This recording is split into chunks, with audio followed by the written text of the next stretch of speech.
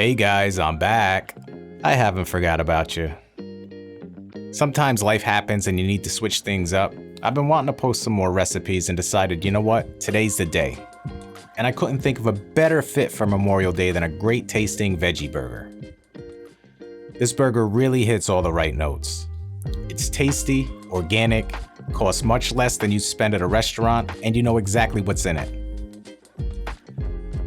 The patty we'll be making is vegan and gluten-free.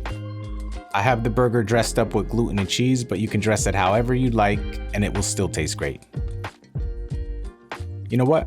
Let's make some good.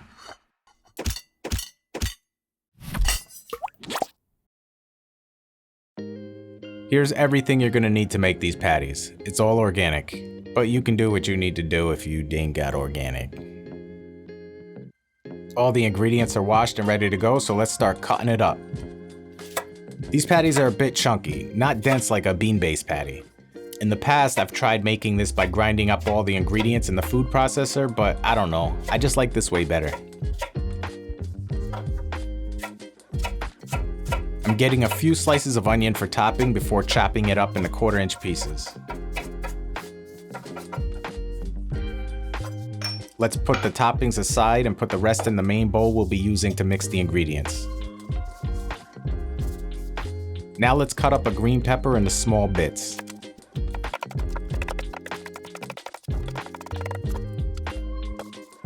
Now with the tomatoes, we're going to take a few slices for toppings, set them aside, and now we're going to cut up the remainder and add them to the bowl.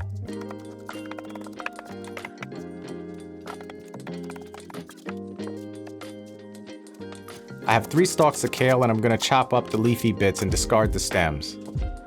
It's probably about 2 cups of chopped kale when it's all said and done. This isn't something that needs to be super precise, so experiment. Now let's add 1 teaspoon of pink Himalayan sea salt, 3/4 teaspoons of black pepper, 1 teaspoon of onion powder, a teaspoon of garlic powder,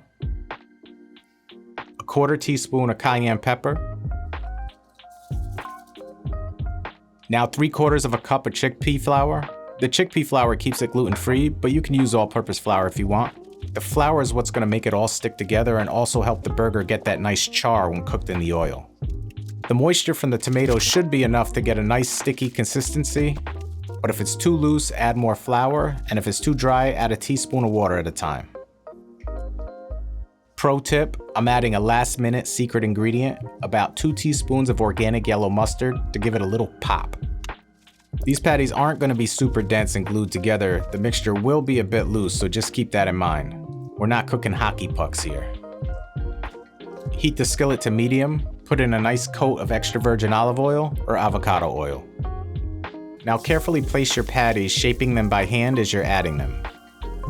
This may be a bit tricky since they may want to come apart, but if I can do it, you can do it. After about 2 to 3 minutes, carefully get the spatula under the patty and give it a flip. You can see how loose it is, but you can put it back together and flatten it back out with the spatula. I'm not gonna lie, I've had these patties fall apart on me in the past and get messy, but they still taste good even if you make a mess, so don't worry too much unless you're going for presentation.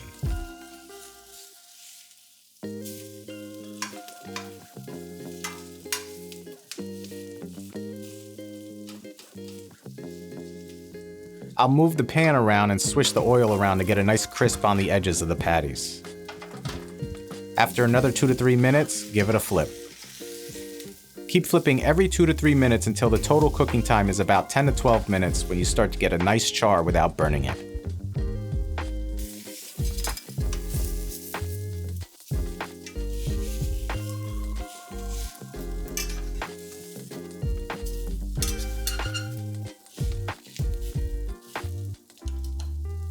You ready? That's how you do it.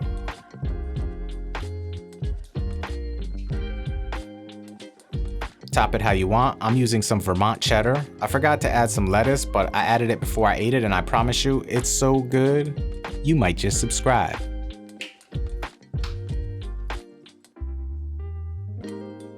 Leave a comment below and tell me what you think.